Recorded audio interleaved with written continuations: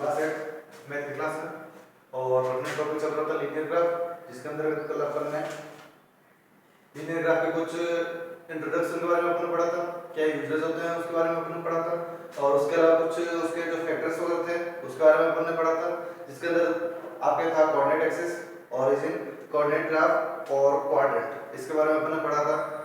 उसके अलावा कुछ चीजें अपन कही थी कि अगर अपन कोऑर्डिनेट अगर लिखते हैं तो कोऑर्डिनेट के अंदर पहले x की वैल्यू और उसके बाद में y की वैल्यू लिखा जाता है।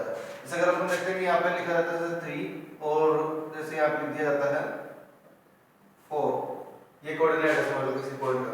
तो इसके अंदर अपन जो ये 3 है वो है अपने x की वैल्यू और जो 4 है वो है अपने y की वैल्यू, और उसके अलावा जो 3 की वैल्यू है मतलब कोई भी x एक्सिस की जो वैल्यू होती है उसको एब्सिसा और y वैल्यू जो होती है उसको ऑर्डिनेट बोला जाता है, और जब दोनों को साथ में लिखा जाता है तो उसको बोला जाता है कोऑर्डिनेट, और जहां पे दोनों एक्सिस से एक दूसरे को इंटरसेक्ट करती है तो उसको बोला जाता है ओरिजिन।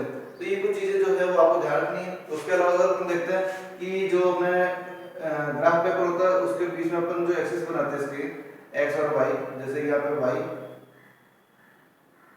y ये y नेगेटिव में रहता है और इधर x रहता है और इसमें x नेगेटिव में रहता है, तो जहां पे ये दोनों इंटरसेक्ट करती है तो ये वाला पॉइंट इसका क्या हो गया, ओरिजिन हो गया। इसके अलावा ये आपकी x एक्सिस इधर रखिए और ये y एक्सिस इधर रखिए, x एक्सिस की वैल्यू जो होती है उसको क्या बोला जाता है, एब्सिसा बोला जाता है। क्या बोला जाएगा, एब्सिसा। और उसके अलावा जो दूसरी वाली जो y वैल्यू जो है उसको ऑर्डिनेट बोला जाता है, ऑर्डिनेट ORDINATE। और उसके अलावा जहां पे दोनों वैल्यू जब लिखी जाती है जैसे 3 और 4, जैसे एक तो एब्सिसा की है और दूसरी ऑर्डिनेट की है, तो उससे दोनों वैल्यू को जो साथ में लिया जाता है तो उसको बोला जाता है कोऑर्डिनेट बोला जाता है। उसके अलावा जहां पे दोनों इंटरसेक्ट की उसको ओरिजिन बोलते हैं। उसके अलावा जैसे लीनियर ग्राफ जो होता है, जो ग्राफ पेपर होता है उस ग्राफ पेपर के ऊपर एक्सिस बनने के बाद इसके तो टोटल 4 पार्ट्स बन जाते हैं। तो 4 पार्ट्स बनने के बाद जो ये होता है वो क्या होता है, फर्स्ट क्वाड्रेंट होता है, ये आपका सेकंड क्वाड्रेंट होगा, ये आपका थर्ड क्वाड्रेंट होगा और उसके बाद ये फोर्थ क्वाड्रेंट होगा। ये चीज अपन ने कल की डेट के अंदर अपन ने पढ़ी थी। अब आज की डेट के अंदर अपन पढ़ेंगे इसके कुछ प्रैक्टिस क्वेश्चन है जिसके बारे में अपन जानेंगे कि कौन कौन सी चीजें क्या होती हैं। तो सबसे पहले अगर अपन देखें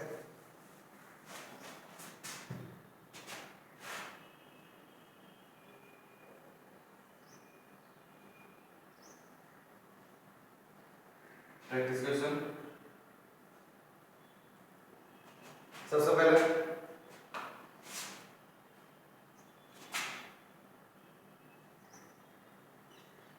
fill in the blanks।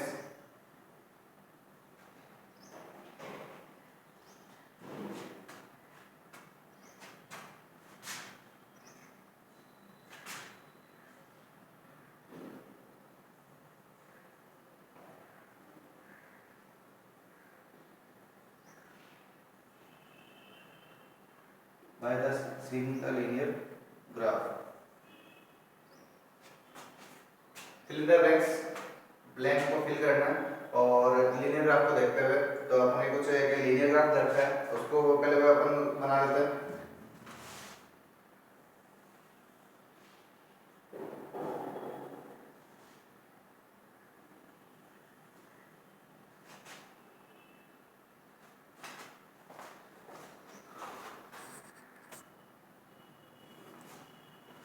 जैसे क्वेश्चन फर्स्ट देखा आपको fill in the blanks by seeing the linear graph, जो लीनियर ग्राफ बना हुआ है उस लीनियर ग्राफ को आपको देखते हुए आप जो फिल इन द ब्लैंक्स रखी है उनके आंसर आपको देने हैं।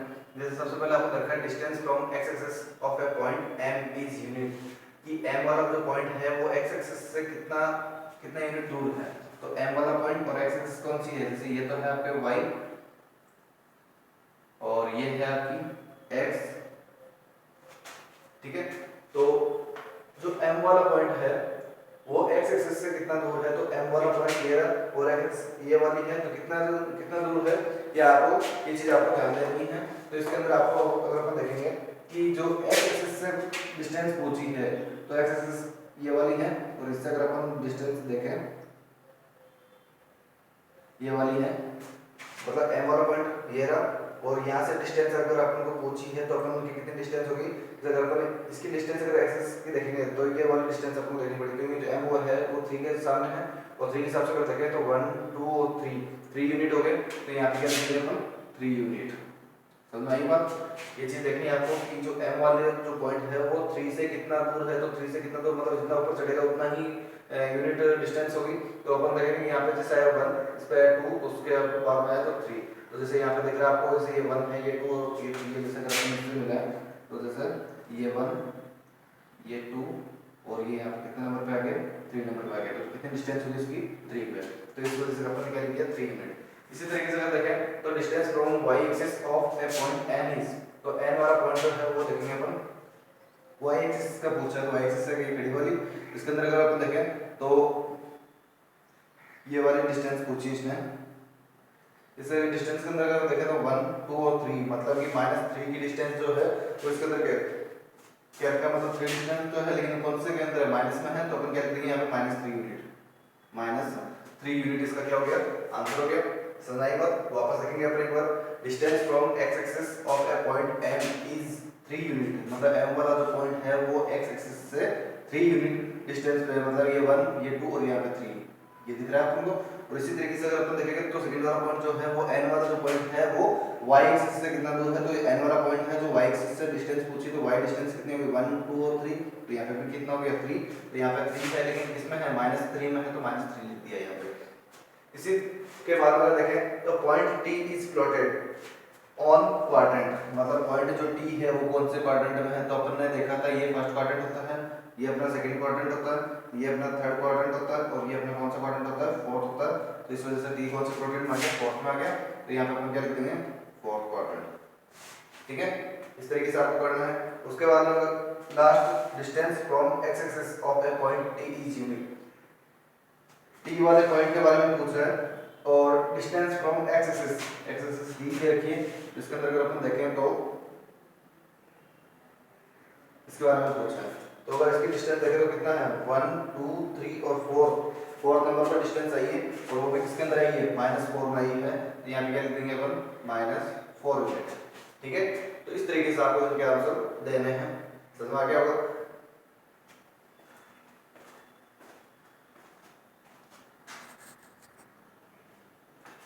सेम वाला का second question, plot the following points on square paper, मतलब कि जो भी नीचे पॉइंट दे रखे हैं जैसे ए, बी, सी और डी, इनको सेट करना है, इनकी कंडीशन सेट करनी है कि कहाँ पे होगा, और उसके अलावा उनको स्क्वायर पेपर पे करना है, लेकिन अपने पास स्क्वायर पेपर नहीं है, अपन तो व्हाइट बोर्ड पे करेंगे।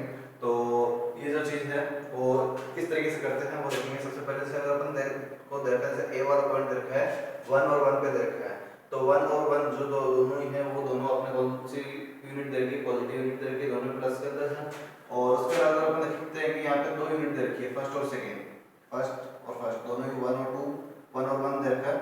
तो अपन देखेंगे कि जो फर्स्ट वाली जो वैल्यू है वो आपको हमेशा एब्सिसा की दे रखी होगी, मतलब कि x एक्सिस की दे रखी होगी, और जो दूसरी वाली जो वैल्यू है वो हमेशा y एक्सिस की ही होगी। ध्यान रखना, कभी भी अगर कोई भी अगर आपको कोऑर्डिनेट अगर दिया हुआ रहता है तो कोऑर्डिनेट के अंदर जो फर्स्ट वैल्यू है वो हमेशा एब्सिसा की, और दूसरी वैल्यू जो है वो आपकी ये ऑर्डिनेट की दे रखी होगी। तो अपन को देखना है कि a के अंदर मतलब x एक्सिस के अंदर 1 की वैल्यू कहाँ पे है, पॉजिटिव 1 की, तो पॉजिटिव 1 को अपन दिख रहा है x एक्सिस के अंदर ये वाला यहाँ पे।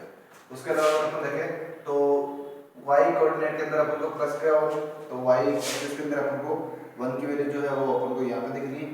ठीक है, एक तो ये हो गई, एक ये हो गई, तो जहाँ पे दोनों ये एक दूसरे को इंटरसेक्ट करती है, अगर इसको अगर अपन सीधा अगर ऊपर बढ़ाते हैं तो यहाँ से अगर ये सीधी अगर आगे बढ़ती है तो मेरे हिसाब से यहाँ पे आकर आके दोनों एक दूसरे को क्या कर रही है, कट कर रही है। तो एक तो पॉइंट ये हो गया अपने, तो इस वजह से अपन को क्या करना है, यहाँ पे लाइनिंग अगर नहीं बनानी, केवल आपको पॉइंट सेट करना है।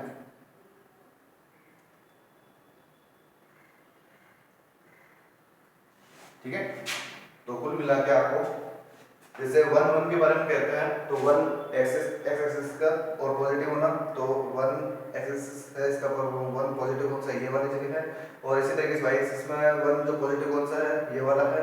तो इन दोनों को जहाँ से ये दोनों इंटरसेक्ट करती है, मतलब अगर इधर से ये वैल्यू और इधर से अगर ये वैल्यू जाती है तो आपके कहाँ पे पॉइंट बनता है, इसका ये पॉइंट बनेगा। तो ये पॉइंट कौन सा हो गया, आपके ए वाला पॉइंट हो गया। ठीक है, इसी तरीके से बी वाला पॉइंट देखें तो 1 2 दे रखा है, तो 1 हो गया x एक्सिस का, तो 1, और उसके बाद में ये वाला पॉइंट ही है, और उसके बाद में y एक्सिस का है जो है 2 पॉइंट दे रखा है, 2 वाला नंबर दे रखा है, तो 2 वाला नंबर पॉजिटिव का, तो ये रहा यहाँ पे आपको, तो जहाँ से ये एक तो 2 से और इधर 1 से दोनों जाके कहाँ पे इंटरसेक्ट होगी, यहीं पे होगी आपके इसी पॉइंट के ऊपर। तो ये वाला पॉइंट कौन सा हो गया आपके बी वाला पॉइंट। इस तरीके से आपको तैयार करना है। इसी तरीके से अगर आपका सी का अगर पॉइंट देखें अपन तो सी का है 1 और 3, तो एक्स एक्सिस का तो है 1 और वाई एक्सिस का है 3, तो यहाँ से 3 मतलब इस तरीके से आपके चलेगा ये जहाँ पे इंटरसेक्ट हो रहा है वहीं पे नाम क्या दे दोगे इसको सी दे दोगे।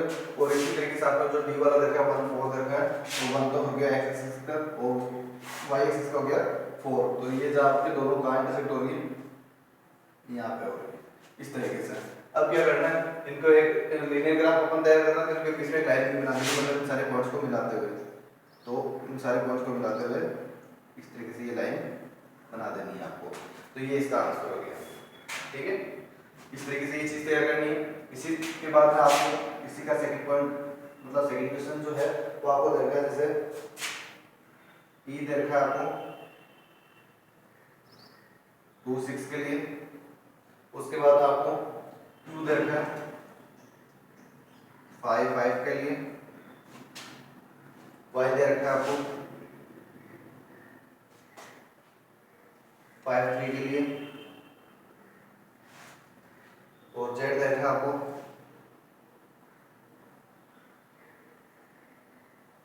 6 3 के लिए। ये चीज आपको दे रखी है, तो इसको भी किस तरीके से तैयार करेंगे वो चीज भी अपन देख लेते हैं।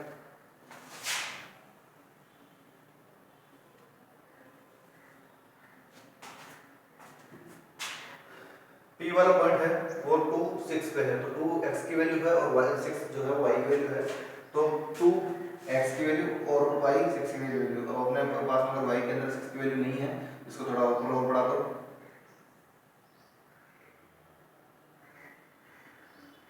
5 6 7 6 और 7 ये वैल्यू हो गई, और यहाँ पे आ जाएगा आपका y एक्सिस।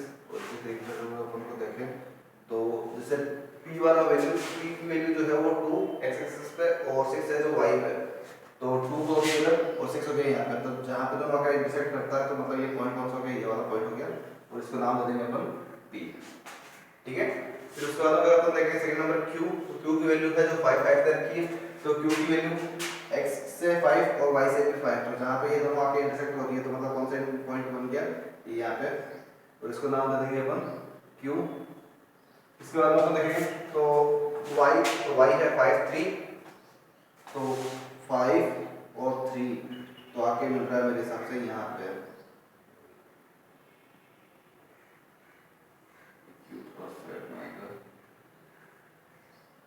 और जो y है 5 3, तो 5 और 3 मिलेगा अपन के यहाँ पे,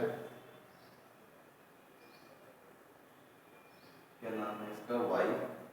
और इसी के बाद अगर z का देखें तो 6 3 है, तो z के अंदर 6 और 3 की जो वैल्यू है वो मेरे हिसाब से यहाँ पे मिलेगी, तो वो है आपकी यहाँ पे नाम दे देंगे इसको z। इस तरीके से आपका ये तैयार होगा।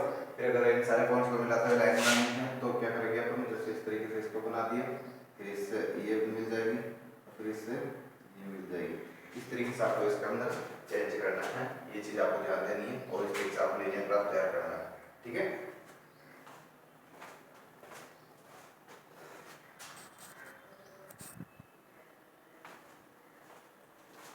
क्वेश्चन नंबर 3, इसके अंदर अपन देखेंगे कि क्वेश्चन क्या रखा है कि draw the linear graph representing the relation between quantity of petrol and cost of petrol. तो क्वांटिटी ऑफ पेट्रोल दरकी आपको 2 4 6 8 और 10 लीटर के अंदर है, 2 लीटर 4 लीटर 6 लीटर 8 लीटर और 10 लीटर।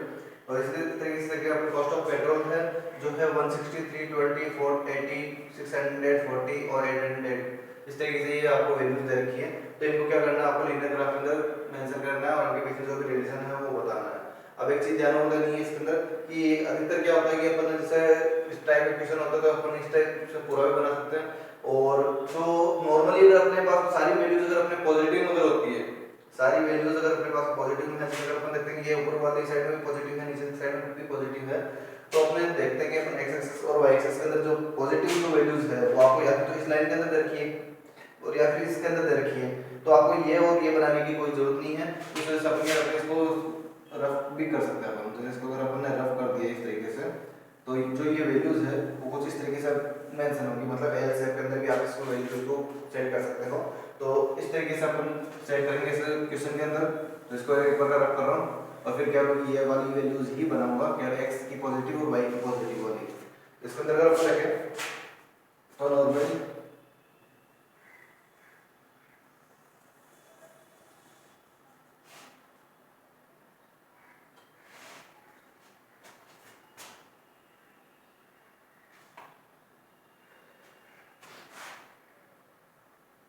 जीरो।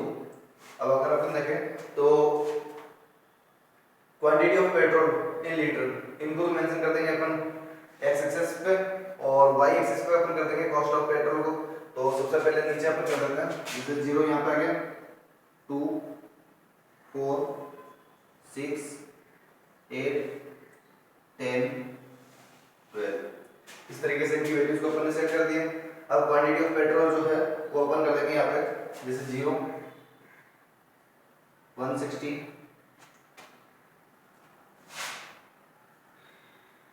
320 480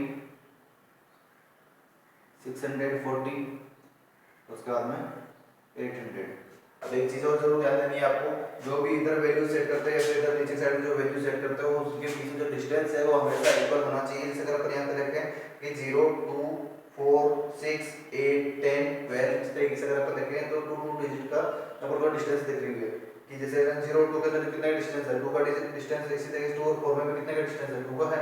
इसी तरीके से 4 और 6 के अंदर भी 2 का डिस्टेंस दिख रहा है। इस तरीके से सभी के अंदर जो इक्वलिटी दिख रही है आपको। और इसी तरीके से इसके अंदर अगर देखें तो 0 से 160 के अंदर डिस्टेंस कितना है, 160 का, 160 से 320 कितना है, वापस 160 का, 320 से 480 कितना का है, 160 का, और 480 से 640 का कितना है, 160 का, और 640 से 800 भी कितने का है, 160 का। तो मतलब कि दोनों साइड में जो डिस्टेंस है वो आपको क्या होनी चाहिए, इक्वल होनी चाहिए।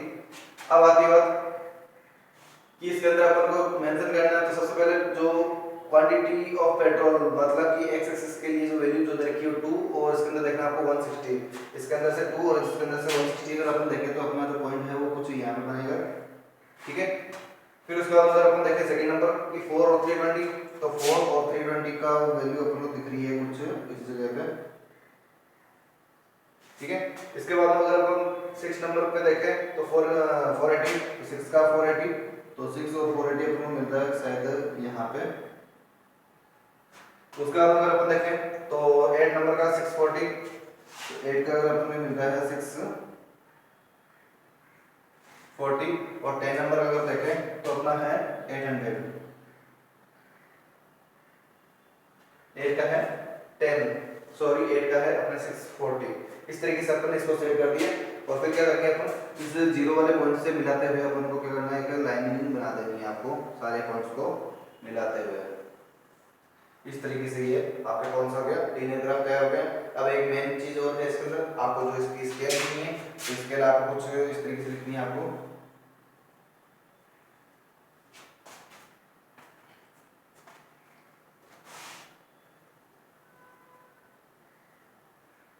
ऑन एक्स एक्सिस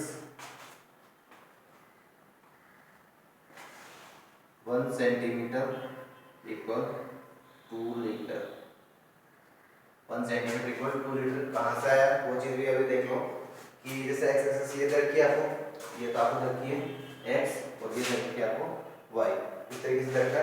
अब अगर अपन देखें तो यहाँ पे जैसे हर सेंट जो कॉलम बना हुआ रहता है, जो अपन ग्राफ पेपर के अंदर देखते हैं कि एक कॉलम बना हुआ रहता है, वो हर एक कॉलम जो होता है 1 सेंटीमीटर का होता है। तो इस वजह से लिखते हैं अपन कि हर एक सेंटीमीटर की जो वैल्यू मतलब ये जो है वो 1 सेंटीमीटर, लेकिन 1 सेंटीमीटर का, लेकिन इसके अंदर वैल्यू क्या ली अपन ने, 1 सेंटीमीटर पर क्या है 2 है, तो अपन ने लिख दिया 1 सेंटीमीटर इक्वल 2 लीटर, मतलब हर एक सेंटीमीटर के अंदर 2 लीटर की वैल्यू अपन ने सेट की है।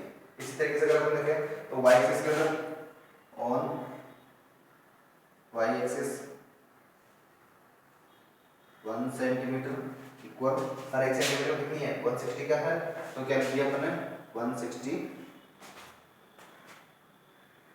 रुपीस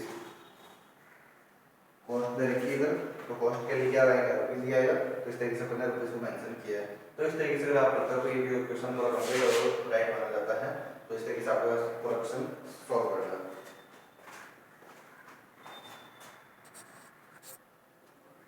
इसका question number 4, length of side of an equilateral triangle is an x centimetre, मतलब कि कोई इक्विलेटरल ट्रायंगल है, इक्विलेटरल ट्रायंगल का मींस क्या होता है, पहले बात तो ये आती है इक्विलेटरल ट्रायंगल का मींस क्या होता है?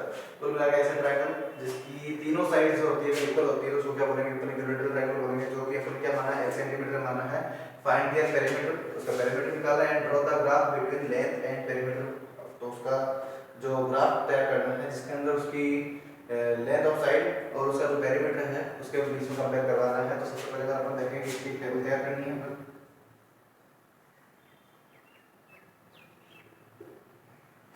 जैसे अगर अपन टेबल तैयार करते हैं